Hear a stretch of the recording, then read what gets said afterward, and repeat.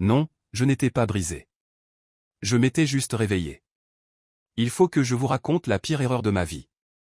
Et ce n'est pas de m'être fait renverser par ce camion. C'est d'être tombé amoureux. David Carter n'est pas mon vrai nom, mais c'est celui que j'utilise depuis 3 ans. Avant, j'étais quelqu'un d'autre, complètement différent. Pendant 15 ans, j'ai travaillé pour une organisation qui n'existe pas officiellement, en faisant des choses dont je ne peux pas parler dans des endroits qui ne figurent sur aucune carte. On s'appelait Shadow Directive, et si vous avez entendu parler de nous, c'est qu'on a merdé.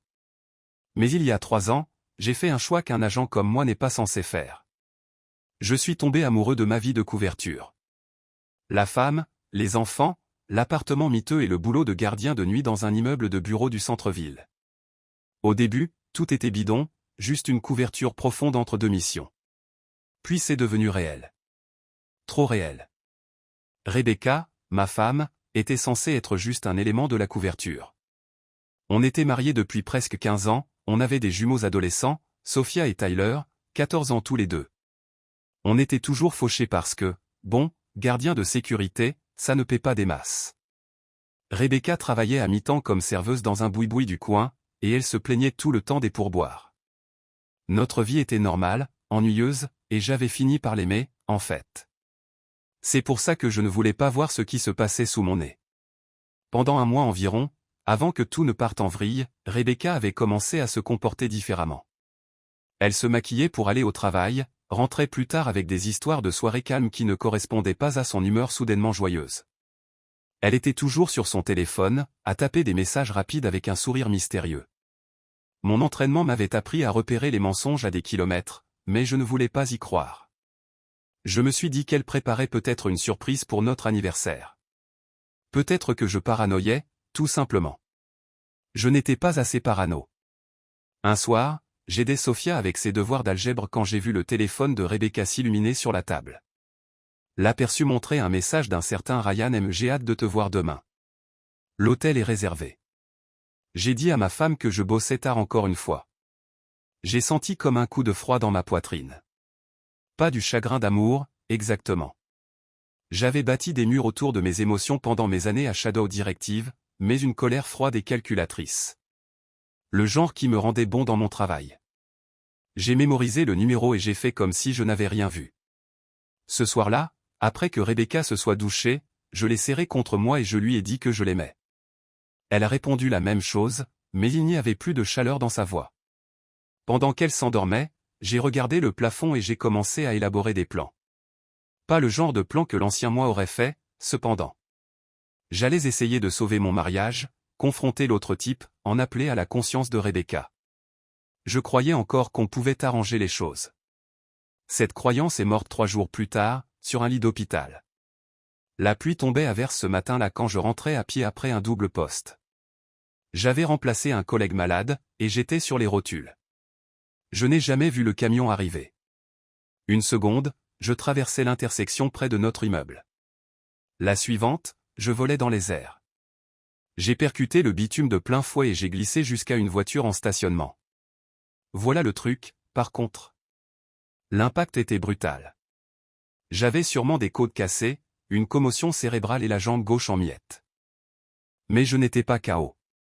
Des années d'entraînement m'avaient appris à contrôler ma respiration, à rester immobile quand j'étais blessé, à évaluer la situation avant de montrer que j'étais réveillé. Quelque chose me disait de me taire et d'observer. Alors quand les ambulanciers sont arrivés et m'ont mis sur une civière, je les ai laissés croire que j'étais inconscient. À l'hôpital, ils m'ont emmené dans une salle de déchocage et ont commencé à couper mes vêtements, à me brancher à des moniteurs. À travers mes yeux à peine ouverts, je les regardais travailler. Puis j'ai entendu la voix de Rebecca dans le couloir, qui demandait au médecin comment j'allais. Il est complètement inconscient, lui a dit le médecin. L'impact a été sévère. On ne saura pas avant des heures, voire des jours, s'il va se réveiller. Dans combien de temps on le saura? La voix de Rebecca avait une tonalité que je ne lui connaissais pas. À travers l'espace dans le rideau, je pouvais la voir debout avec les jumeaux. Elle n'avait pas l'air inquiète. On aurait dit qu'elle était en train de calculer quelque chose. Les enfants, allez chercher quelque chose au distributeur, a-t-elle dit à Sophia et Tyler en leur donnant de l'argent. Prenez votre temps. Une fois qu'ils ont été partis, Rebecca a sorti son téléphone et a passé un appel qui a brisé tout mon univers. Ryan? Ouais, c'est moi. Non, il est inconscient. Les médecins ne savent pas quand il va se réveiller. Une pause. C'est notre chance. On peut vider l'appartement ce soir. Tout prendre. J'ai senti de l'eau glacée dans mes veines. Oui, les enfants aussi, a-t-elle continué. Ils seront mieux comme ça, de toute façon. Quand les jumeaux sont revenus, Rebecca avait repris son rôle de femme inquiète. Mais ensuite, elle a dit quelque chose qui a détruit le peu d'espoir qu'il me restait. Écoutez bien, a-t-elle dit à Sophia et Tyler à voix basse. Votre père, ce n'est pas l'homme qu'on croyait. C'est un pauvre type fauché et rêveur, qui parle toujours de comment les choses vont s'arranger. Tu vois bien où on en est. Maman, c'est méchant, dit Tyler. Papa est blessé. Votre père est un loser, Tyler. Maintenant, on va enfin pouvoir recommencer une nouvelle vie avec votre second papa. Ryan s'occupe de nous depuis des mois. Il a de l'argent, un vrai boulot, une belle maison. On peut avoir tout ce qu'on mérite. Je vis ma fille se mettre à pleurer doucement tandis que Tyler fixait sa mère, stupéfait. Et papa, alors, murmura Sophia. Votre père a fait ses choix, ce qui a déterminé les nôtres. Ryan a déjà commencé à déménager nos affaires chez lui. Ce soir, après la fin des visites, on emballe le reste et on s'en va. On va le laisser là. La voix de Tyler se brisa. Il ira bien. L'hôpital s'occupera de lui. Et s'il se réveille? Rebecca haussa les épaules. Peut-être qu'il comprendra enfin que certaines personnes sont faites pour mieux. L'heure qui suivit fut un supplice. Je regardais Rebecca faire le beau devant les infirmières tout en envoyant des textos à n'en plus finir. Les jumeaux restèrent assis là, silencieux et mal à l'aise, essayant d'encaisser ce que leur mère venait de leur lâcher. Les heures de visite prirent fin, et ils partirent, mais je savais qu'ils ne rentraient pas à la maison. Ils allaient emballer mes affaires et emménager chez Ryan Mitchell, un nom que je connaissais déjà par cœur grâce au téléphone de Rebecca. Après leur départ, une jeune infirmière, Lisa Chen, vint vérifier mes moniteurs. « Depuis combien de temps êtes-vous réveillé » demanda-t-elle doucement. « J'ai vu vos yeux bouger pendant les visites. » Je demandai de l'eau. Ma gorge était comme du papier de verre. Lisa me donna des glaçons. « Je suis désolée, dit-elle. Je n'ai pas pu m'empêcher d'entendre une partie de ce que votre femme a dit. C'est dur. » Je relevai ma blouse d'hôpital, montrant un tatouage sur ma poitrine, un crâne enveloppé de fils barbelés avec l'SD en dessous. La marque de la directive ombre. Les yeux de Lisa s'écarquillèrent. « Vous êtes militaire ? » Infirmière de l'armée.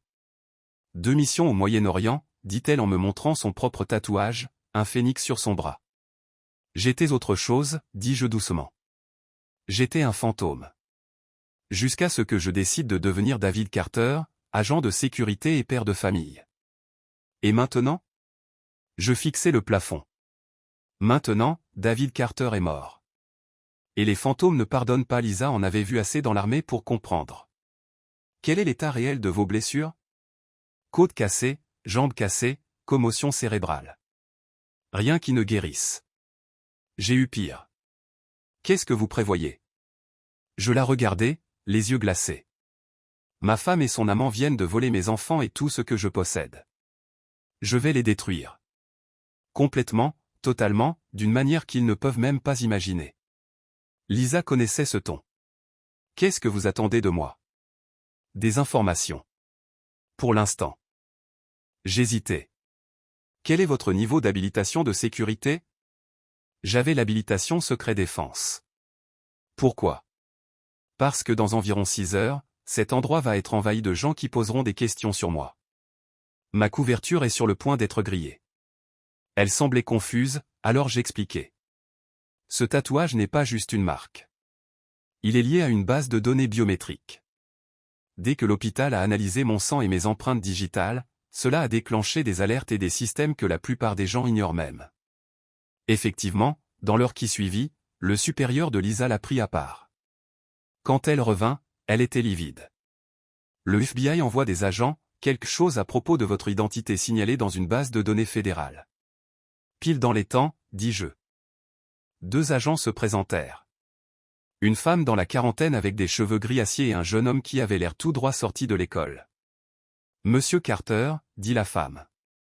Ou préférez-vous que nous utilisions votre vrai nom? David fera l'affaire. Je suis l'agent Sarah Crawford, FBI. Voici l'agent Kevin Torres. Votre couverture a été grillée lorsque vous êtes entré dans la base de données médicale fédérale. Il y a des gens qui vous recherchent. Nous sommes prêts à vous offrir une extraction complète. Nouvelle identité, relocalisation. J'ai une meilleure offre, dis-je.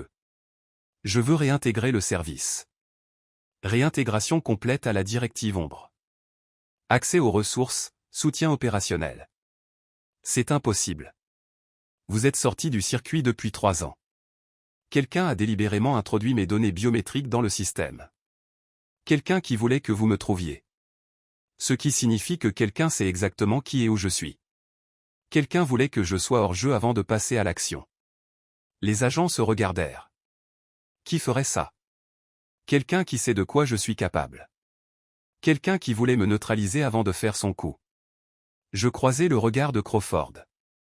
Ma femme et son amant viennent de faire la plus grosse erreur de leur vie. Ils pensent qu'ils volent un agent de sécurité. Ils ne savent pas qu'ils viennent de déclarer la guerre à un fantôme. Après quelques discussions, Crawford revint le lendemain avec une tablette. Votre réintégration a été approuvée. Statut provisoire. Qu'est-ce qui vous a fait changer d'avis? Nous avons fait une enquête sur le petit ami de votre femme. Ryan Mitchell, 34 ans, directeur adjoint dans une entreprise de construction, divorcé, problème de jeu. 60 000 $ de dette auprès de gens très peu recommandables. Elle me montra des photos. Ryan était de taille moyenne, un peu mou, cheveux clairsemés. Pas vraiment un cerveau criminel. Mais il est désespéré, continua Crawford. Et sa dette a mystérieusement disparu il y a 6 mois. Pile au moment où il a commencé son truc avec ta femme. Ton accident arrive 3 jours après que ton identité secrète ait commencé à montrer des signes d'activité dans les bases de données fédérales. Quelqu'un te surveille. Quelqu'un a remboursé ses dettes en échange d'informations sur moi. On pense que oui. Il a reçu 75 000 $ il y a 2 semaines, déposés sur un compte aux îles Caïmans. J'ai acquiescé, pensant déjà à la suite. J'ai besoin de savoir tout sur Ryan. Ses habitudes, ses faiblesses, ses peurs. C'est en cours. Quoi d'autre? J'ai besoin de savoir où est ma famille. Ils sont chez Ryan, à Westfield Heights. Ta femme a vidé votre compte joint, les 2800 $, et a pris la plupart de tes affaires, y compris ton chien, Max. Ils avaient pris mon berger allemand de 8 ans. La rage froide en moi est devenue encore plus froide. Les enfants sont inscrits dans de nouvelles écoles à partir de lundi. Ta femme a déposé des papiers pour changer leur nom de famille en Mitchell. Elle agit vite. Crawford m'a montré un autre écran. Ton téléphone a reçu 71 appels de son numéro au cours des 18 dernières heures. 23 messages vocaux. Elle essaie probablement d'effacer ses traces. Ne surveille pas encore ses communications. Je ne veux pas l'effrayer. Quel est ton objectif opérationnel? J'ai regardé par la fenêtre la ville au-delà de la destruction totale. Je veux que Ryan soit ruiné. Financièrement, socialement, psychologiquement. Je veux que Rebecca comprenne exactement ce qu'elle a jeté. Et je veux qu'ils sachent tous les deux qu'ils ont détruit leur vie au moment où ils ont décidé de me trahir. Et tes enfants? Ils sont assez grands pour avoir fait leur choix. Ils ont accepté de se débarrasser de leur père pour une vie meilleure. Ils vivront avec les conséquences. C'est dur. C'est réaliste. Crawford a pris des notes. De quoi as-tu besoin? D'un accès aux ressources financières de Shadow Directive, d'un ordinateur portable sécurisé, d'une surveillance de la maison. Quel niveau d'accès financier? Assez pour faire disparaître des problèmes coûteux et en créer de nouveaux pour les bonnes personnes. Crawford a acquiescé. Autre chose? J'ai souri, mais c'était un sourire froid. Envoie des fleurs à Rebecca. De la part de son mari aimant, qui se bat pour sa vie. Je veux qu'elle se sente coupable. Les gens coupables font des erreurs. Au cours des jours suivants, j'ai établi les profils de Ryan et Rebecca. Ryan était faible. L'avidité et la peur le guidaient. Rebecca était plus calculatrice, mais égoïste au fond. Le truc, c'était de les monter l'un contre l'autre. J'ai attaqué les créanciers de Ryan. Les dangereux, ceux qu'ils pensaient avoir remboursés, ont reçu des informations anonymes sur sa nouvelle adresse et sa meilleure situation. L'administration fiscale a reçu des rapports sur des revenus cachés. Son ex-femme a reçu des photos de lui vivant avec une autre femme et ses enfants. Mais le plus important, c'était les livraisons. Des trucs chers sont arrivés, du vin, de l'électronique, tous avec des cartes disant « Merci pour le travail bien fait ». Je veux qu'il soit terrifié. Quand des cadeaux coûteux arrivent avec des messages bizarres, il pensera que son patron secret vérifie qu'il a bien fait le travail. Les gens paranoïaques font des erreurs. Pour Rebecca, j'ai créé de faux comptes de réseaux sociaux et j'ai commencé à commenter ses publications. Toujours encourageant, mais avec des questions. Waouh! Les choses vont bien pour toi. Comment as-tu fait? Ton mari doit gagner bien plus pour pouvoir se permettre tout ça. Est-ce qu'il est sorti de l'hôpital? Elle disait aux gens que j'étais toujours dans le coma, qu'elle restait chez une amie. Cette histoire ne correspondait pas à son nouveau style de vie. La pression allait monter. Puis j'ai fait livrer un autre bouquet à la maison. À Rebecca et Ryan, en vous souhaitant exactement ce que vous méritez. Un ami inquiet. Cette nuit-là, Crawford a appelé. On a un problème. Ryan a eu un visiteur cet après-midi. Quelqu'un qui n'apparaît dans aucune base de données. Un homme, la quarantaine, qui conduisait une voiture avec des plaques diplomatiques. Ryan avait l'air terrifié quand il est parti. Quelqu'un de plus haut placé devient nerveux. J'augmente la surveillance. Je veux savoir qui entre et qui sort. Après être sorti de l'hôpital, je suis retourné à l'appartement vide. Rebecca et Ryan l'avaient nettoyé, emportant tout ce qui avait de la valeur. Mais ils ont raté ce dont j'avais besoin. Derrière un panneau dans le placard de la chambre, j'ai sorti un appareil de communication de qualité militaire connecté au réseau mondial de Shadow Directive. Je fais des rapports à Shadow Directive depuis 3 ans, ai-je dit à Crawford. Des rapports d'état mensuels. Ils savaient tout sur la vie de David Carter. L'appareil avait des messages prioritaires en attente. L'un d'eux était un rapport de surveillance déposé il y a 3 jours. Il disait que la cible Lazarus, c'est mon nom de code, avait été neutralisée avec succès. Le rapport a été déposé par l'agent Raven. Quelqu'un à l'intérieur de Shadow Directive mène une opération contre moi depuis près d'1 an, ai-je dit. Ryan n'était que l'exécutant. Le véritable ennemi est quelqu'un en qui j'avais confiance. En quelques heures, j'ai transformé l'appartement vide en centre de commandement. Shadow Directive a fait livrer du matériel qui n'existait officiellement pas. Le soir, j'avais une surveillance complète de la maison de Ryan. Je pouvais entendre les conversations, voir à travers les caméras, suivre toutes les communications. Ce que j'ai découvert était satisfaisant. Rebecca et Ryan étaient déjà en train de se disputer. On ne peut pas continuer à dépenser l'argent comme ça, Ryan. D'où ça sort tout ça, au juste?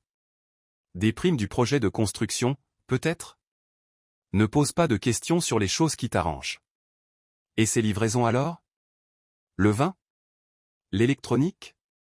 Ces drôles de petits mots de remerciement? Sûrement des cadeaux d'entreprise.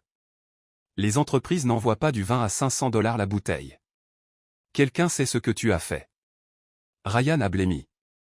Baisse d'un ton. Les enfants pourraient entendre. Les enfants posent des questions, eux aussi. Sophia veut savoir pourquoi on n'a pas de nouvelles de l'hôpital. Tyler n'arrête pas de demander quand on va voir son père. Dis-leur qu'il est toujours inconscient. Depuis 3 semaines. Et s'il se réveille? Il ne se réveillera pas, dit Ryan doucement. Les gens avec qui je travaille, ils sont méticuleux. L'accident de David Carter n'était que le début. Rebecca a cessé de faire les 100 pas, qu'est-ce que tu veux dire? Je veux dire que s'il devient un problème, on s'en occupera définitivement. Qui sont ces gens, Ryan? Ryan a regardé autour de lui, nerveux. Des gens que tu ne veux pas connaître. Des gens qui pourraient nous faire disparaître si on devient gênant. On a pris leur argent, on a fait le boulot, et maintenant on la ferme et on profite des avantages. Et si David se réveille? Alors on espère que nos amis sont aussi efficaces pour le nettoyage qu'ils l'ont été pour la préparation. J'ai coupé la transmission. Ryan venait d'avouer un complot et une tentative d'homicide. Il avait aussi confirmé l'implication d'autres acteurs. J'ai envoyé des instructions à Crawford. Le lendemain, Ryan recevrait la visite de quelqu'un prétendant représenter ses employeurs. Quelqu'un qui lui ferait comprendre que son utilité pour Rebecca touchait à sa fin. J'ai écrit un email depuis un compte anonyme. Madame Carter, vous ne me connaissez peut-être pas, mais je connaissais votre mari. Le vrai David Carter. Vous n'avez aucune idée de ce que vous avez réveillé ni de qui vient vous chercher. Partez maintenant tant que vous le pouvez. Un ami. Je l'ai programmé pour 3 heures du matin, quand Rebecca serait seule avec sa paranoïa. Au matin, elle poserait à Ryan des questions auxquelles il ne pourrait pas répondre sans tout révéler. À 3h47 du matin, grâce aux caméras de sécurité piratées, j'ai vu Rebecca se réveiller en sursaut au son de son téléphone qui vibrait. Elle a lu l'email 3 fois, son visage devenant livide. Puis elle a réveillé Ryan. Ryan. On a un problème. Ryan a lu l'email. Son visage est passé de la confusion à la peur, puis à la colère. C'est sûrement un cinglé. Comment un lecteur de journal saurait qu'il y avait un vrai David Carter? Comment aurait-il mon email? J'avais tout mis en place à la perfection. Rebecca était déjà suspicieuse à cause des cadeaux. Le visiteur mystérieux avait ébranlé Ryan. Maintenant, cet avertissement anonyme. La pression allait les briser. Je t'ai dit tout ce que tu devais savoir, dit Ryan, en sueur. Non, tu ne l'as pas fait. Tu m'as dit que David était un gardien de sécurité incapable d'assurer. Mais cet email parle du vrai David Carter. Qui est le vrai David Carter? Je voyais que Ryan luttait avec quelque chose. Il en savait plus qu'il n'en avait dit à Rebecca. Écoute, dit-il, peut-être que ton mari n'était pas celui qu'il paraissait. Peut-être qu'il avait des secrets, des dettes, des problèmes. Ça ne change rien. Ça change tout. Si David est dangereux, s'il a des ennemis, alors nous sommes en danger. Les enfants sont en danger. J'ai décidé d'enfoncer le clou. Le téléphone de Ryan s'est mis à vibrer sans arrêt, avec des SMS provenant de numéros inconnus. Paiement en retard. Nécessité de discuter des termes. RDV demain. Le patron veut vous voir. Problème situation Carter. Équipe de nettoyage en stand-by. Le système domotique de la maison a commencé à dérailler. Lumière qui clignote, système de sécurité qui s'arme tout seul. Température qui fait n'importe quoi. Une berline noire aux vitres teintées s'est garée en face. C'était instantané. Le téléphone de Ryan n'arrêtait pas de vibrer. Chaque message le faisait paniquer davantage. Ryan, c'est quoi ces messages? Qui veut te voir? Quoi? Équipe de nettoyage? Ça ne devait pas arriver maintenant. Il était censé y avoir des protections. On m'avait dit que si je me taisais, tout serait géré proprement. Géré comment? Qu'est-ce que tu as fait? Avant que Ryan puisse répondre, Rebecca a remarqué la voiture. Il y a une voiture garée là. Ryan a regardé et est devenu blanc comme un linge. Oh mon Dieu, ils sont là. Qui est là? Les gens pour qui je travaille. Ceux qui m'ont payé pour. Il s'est interrompu. Payé pour quoi? Je n'étais pas censé le blesser. Juste fournir des informations. Ses habitudes, les moments où il serait vulnérable. J'avais besoin de l'argent. Ces gens n'acceptent pas qu'on leur dise non. Ils ont dit qu'ils voulaient juste le neutraliser. Le neutraliser temporairement? Tu as essayé de faire tuer mon mari? Je pensais que ça le mettrait juste à l'hôpital, ça nous donnerait le temps de disparaître. Mais maintenant ces messages. Je crois qu'ils ont l'intention de finir le travail. Rebecca a reculé, horrifiée. Tu es un monstre. Tu as fait de moi une complice de meurtre. Il était temps de me révéler. J'ai activé l'interphone de la maison et j'ai parlé. Bonjour, Rebecca. Bonjour, Ryan. Ils se figèrent, le regard affolé, balayant la pièce. Vous vous demandez sans doute comment je peux vous parler maintenant, vu que vous m'avez laissé inconscient sur un lit d'hôpital il y a 3 semaines. David? La voix de Rebecca était un murmure. Surprise. Je suis réveillé depuis le début. J'ai entendu chaque mot que vous avez prononcé dans cette chambre d'hôpital. Je vous ai regardé emballer ma vie. Je vous ai écouté dire à nos enfants que leur père était un rêveur bon à rien. Ryan respirait fort. Ce n'est pas possible. Tu es censé être mort. C'est ce que vos employeurs vous ont promis? Que David Carter aurait un accident opportun et ne se réveillerait jamais? David, s'il te plaît, dit Rebecca, les larmes ruisselant sur ses joues. Je peux expliquer. Expliquer comment tu as vendu ton mari et tes enfants pour une vie meilleure. Je t'écoute. La silhouette à la porte frappa fort. Oh, et Ryan? Ce n'est pas un de tes employeurs. C'est un agent du FBI. Tenter de tuer un agent fédéral, c'est grave. Surtout quand cet agent est réveillé et enregistre tout depuis des semaines. Ryan s'effondra sur une chaise. David, dit Rebecca désespérément. Je ne savais pas. Je croyais qu'on te laissait juste pour une vie meilleure. Vous pensiez abandonner un homme inconscient qui ne se réveillerait peut-être jamais. Vous pensiez voler quelqu'un qui ne pouvait pas vous arrêter. Qu'est-ce que tu veux? Je souris, même s'il ne pouvait pas me voir. Je veux que vous compreniez. Ce n'est que le début. Tout ce que vous avez gagné, je vais vous le reprendre. Tous ceux en qui vous avez confiance vous trahiront. Et quand il ne vous restera plus rien, quand vous serez complètement seul, je veux que vous vous souveniez que tout a commencé parce que vous avez choisi l'avidité plutôt que l'amour. Le FBI va arrêter Ryan pour conspiration et tentative de meurtre. Tu vas perdre cette maison, ce style de vie, tout. Et nos enfants vont apprendre exactement quel genre de personne leur mère a choisi à la place de leur père. S'il te plaît. Je ne m'appelle pas David, Rebecca. David Carter était une couverture, un rôle que j'ai joué pendant 3 ans parce que je pensais avoir trouvé quelque chose qui valait la peine d'être protégé. Mais David Carter est mort. Vous l'avez tué dans cette chambre d'hôpital. Alors qui êtes-vous? Quelqu'un que vous n'auriez jamais dû croiser, quelqu'un qui ne pardonne pas. Quelqu'un qui recouvre toujours ses dettes. L'agent Torres entra avec des renforts quelques minutes plus tard, trouvant Rebecca en larmes et Ryan figé. Aucun ne résista à son arrestation. 2 heures plus tard, j'étais dans un centre fédéral, assis en face de Ryan dans une salle d'interrogatoire. Il avait l'air d'avoir pris 10 ans. Bonjour, Ryan. Il ne voulait pas me regarder. Je te croyais mort. Beaucoup de gens le pensaient. Je suis curieux. Qui t'a dit que ce serait le cas? Je ne peux pas. Ils vont me tuer. Ryan, regarde-moi. Il finit par lever les yeux. Les gens qui t'ont engagé avaient l'intention de te tuer de toute façon. Tu as toujours été un risque. La seule raison pour laquelle tu respires encore, c'est parce que tu es sous la protection du gouvernement fédéral. J'ai étalé des photos sur la table le montrant en train de rencontrer diverses personnes. Nous connaissons tous vos contacts. Ce que nous ne savons pas, c'est qui est au sommet. Je n'ai jamais rencontré personne d'important. Juste des cadres intermédiaires. Mais quelqu'un a donné les ordres. Ryan transpirait. Tout ce que je sais, c'est que quelqu'un était prêt à payer beaucoup pour vous faire éliminer. Il disait que vous étiez dangereux, une menace pour la sécurité nationale. Et tu les as crus? J'avais besoin de l'argent.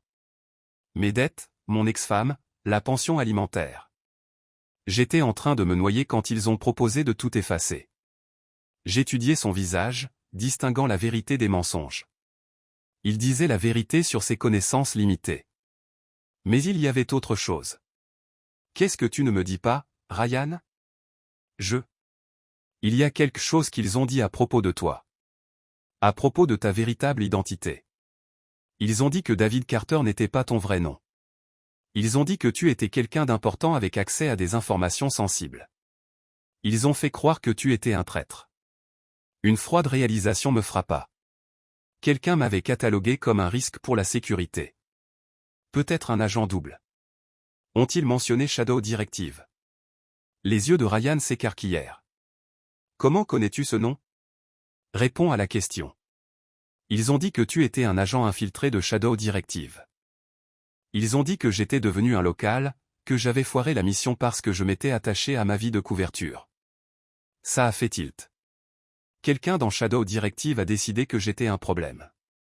Pas parce que j'ai grillé ma couverture, mais parce que je l'ai rendue réelle. Qui était ton principal contact? Une femme, mi-quarantaine, d'allure professionnelle. Elle t'a dit de l'appeler Raven. Mon sang se glaça. L'agent Sarah Crawford utilisait le nom de code Raven dans les communications de Shadow Directive. La même Crawford qui a approuvé mon retour, qui connaissait tout de mon opération. Décris-la. Environ 1,70 m, cheveux gris. Elle portait toujours des costumes sombres. Elle avait une cicatrice sur sa main gauche, comme une brûlure. C'était Crawford, sans aucun doute. Ce qui signifiait que tout depuis l'accident était un coup monté. Elle jouait sur les deux tableaux, m'a utilisé pour nettoyer sa propre pagaille. Ryan, la femme qui t'a engagé est l'agent du FBI qui mène cette enquête. Elle nous manipule tous. Elle a organisé tes paiements, puis ton arrestation. Elle va tuer tous ceux qui peuvent l'y relier. Ryan avait l'air totalement déconcerté. C'est impossible. Elle est en train de planquer des actifs, de préparer l'élimination de témoins. Et ma femme est la prochaine. Je me suis levé et j'ai marché vers la porte. Agent Torres, où est Crawford en ce moment? Torres est entrée. Elle a dit qu'elle retournait au bureau. Et Rebecca? Au même endroit. Crawford s'occupe elle-même de l'interrogatoire. Crawford effaçait ses traces, se préparait à éliminer les témoins. Même après tout ce qui s'était passé, Rebecca restait la mère de mes enfants. Je n'allais pas laisser Crawford la tuer. Kevin Crawford est derrière toute cette histoire. Elle a joué double jeu depuis le début. La main de Torres est allée vers son arme. C'est du lourd. Vérifiez le calendrier. Quand est-ce que Crawford a contacté Shadow Directive pour la première fois pour mon retour? Je parie que c'était quelques heures après mon accident, avant que les alarmes ne se déclenchent naturellement. Je voyais Torres réfléchir, sa loyauté en conflit avec sa formation. Elle était au courant de mon accident avant les rapports. Elle avait des agents prêts tout de suite. Elle avait déjà une couverture toute prête. Torres est resté silencieux, puis a parlé dans sa radio. J'ai besoin de la position de Crawford et de la prisonnière Rebecca Carter. La radio a grésillé. Crawford a fait signer la sortie de la prisonnière Carter il y a 20 minutes pour la transférer vers un site secondaire. Lequel? Aucun site n'est enregistré. Crawford a dit qu'elle s'occupait elle-même du transport. Torres et moi nous sommes regardés. Elle va la tuer, a dit Ryan à voix basse. J'étais déjà en mouvement. Kevin, tu peux me faire sortir d'ici le plus vite possible? Vous n'allez nulle part. Je suis le seul à pouvoir arrêter Crawford avant qu'elle ne finisse. Si vous ne m'aidez pas, vous devrez expliquer au Congrès comment vous avez laissé une agent incontrôlable tuer des témoins. Torres est resté silencieux, puis s'est décidé. Qu'est-ce qu'il vous faut? Mon équipement, une voiture et un moyen de suivre celle de Crawford. 40 minutes plus tard, j'étais prêt, traquant Crawford à travers la ville. Le signal menait à un entrepôt désaffecté dans la zone industrielle. Renfort dans 20 minutes, a dit Torres dans mon oreillette. 20 minutes, c'est trop long, ai-je répondu en inspectant le bâtiment. Je vois 2 voitures. La berline de Crawford et un SUV noir. Au moins 3 personnes à l'intérieur. David, attendez les renforts. Avec tout le respect que je vous dois, agent Torres, vous parlez à un type qui a passé 15 ans à tuer des gens mieux armés que Sarah Crawford. Je me suis mis en mouvement, utilisant des astuces que j'avais apprises dans des dizaines d'opérations. En quelques minutes, j'étais à l'intérieur, dans les conduits de ventilation, surplombant le rez-de-chaussée. Crawford se tenait au-dessus de Rebecca, attachée à une chaise. 2 types la gardaient, des pros à la façon dont ils se tenaient.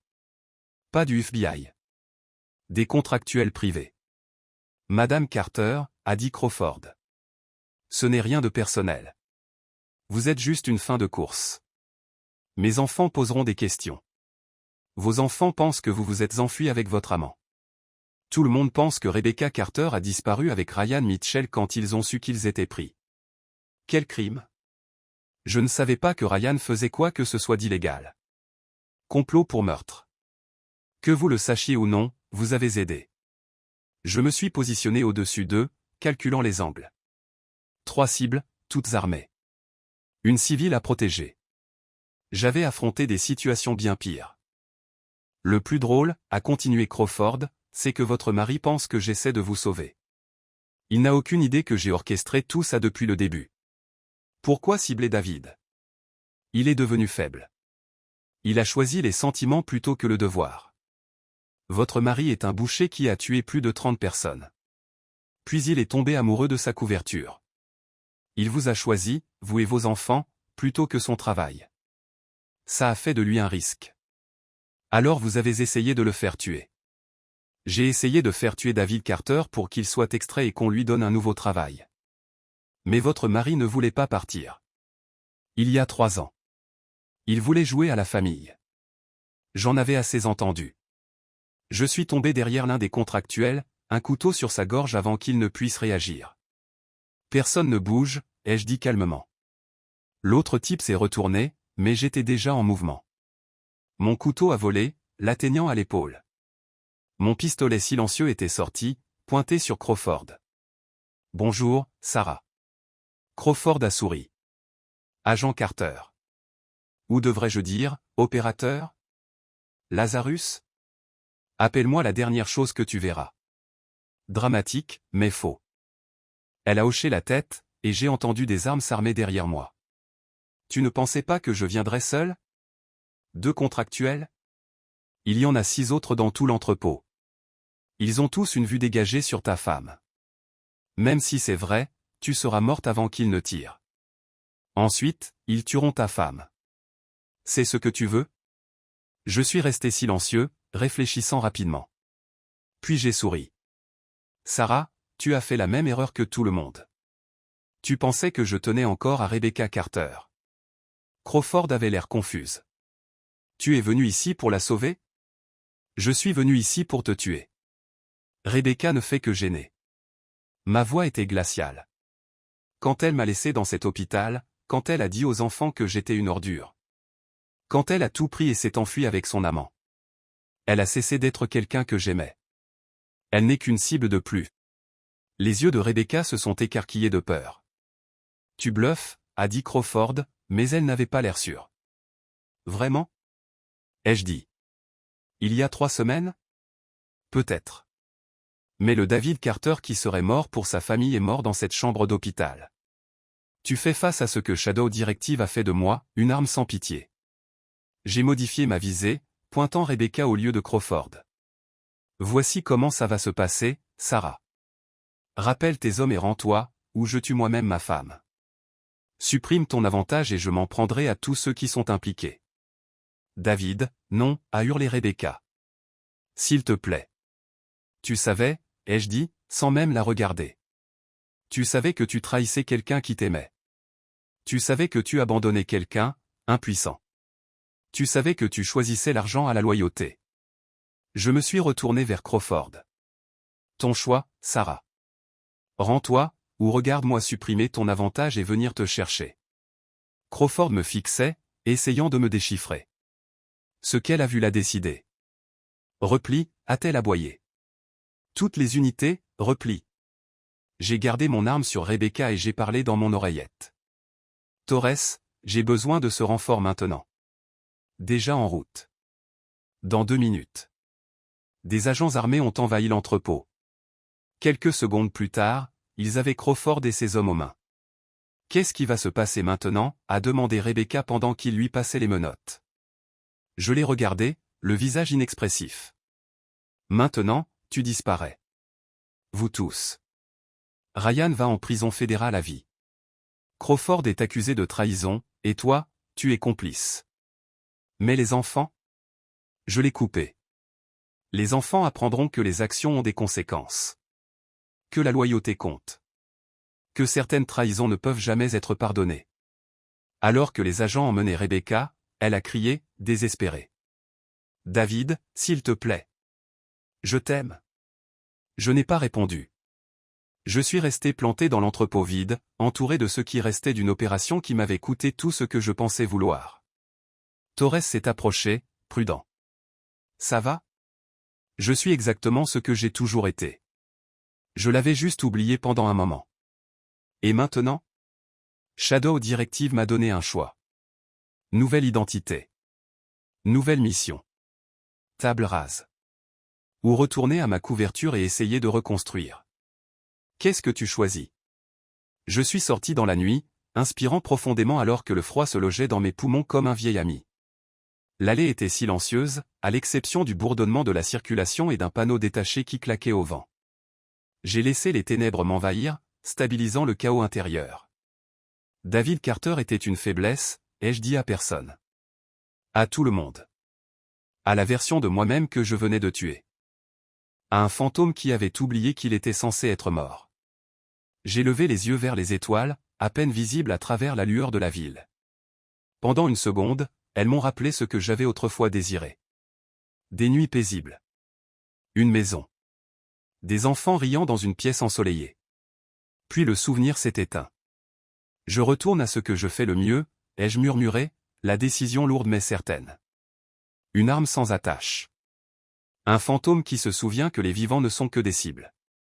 David Carter était mort dans un lit d'hôpital il y a 3 semaines, le cœur s'arrêtant, le souffle s'éteignant, tandis que les gens qui disaient l'aimer se tenaient là, faisant semblant de pleurer. Ils avaient signé les papiers, hoché la tête au médecin et s'étaient éloignés, soulagés. Ils l'avaient tué bien avant que son pouls ne devienne plat. Ce qui est sorti de cet entrepôt n'était plus David Carter.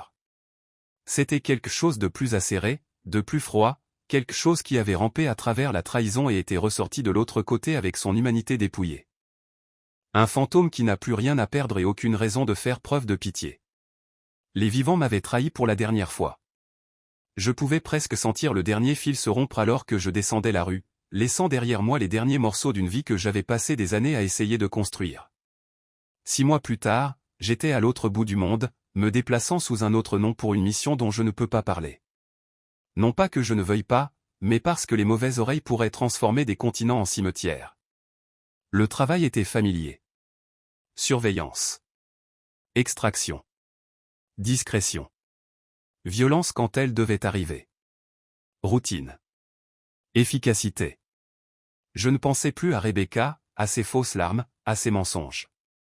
Je ne pensais plus non plus aux jumeaux, même si parfois leur rire résonnait dans mes rêves comme des fantômes. Cette vie avait l'air d'une histoire écrite dans le journal de quelqu'un d'autre, avec une écriture que je reconnaissais à peine. L'histoire de quelqu'un d'autre, le rêve de quelqu'un d'autre. Maintenant, je suis exactement ce que j'ai toujours été censé être. Une ombre entre les frontières, un murmure sur les toits, un fantôme dans les fissures du monde. Je n'ai pas besoin de conclusion. Je n'ai pas besoin de pardon. Les fantômes ne se chargent pas de ça. Je me déplace dans l'obscurité, faisant ce que les fantômes font le mieux. Regarder. Attendre. Frapper quand je dois le faire. Et pour la première fois depuis longtemps, peut-être même jamais, je m'en accommode enfin.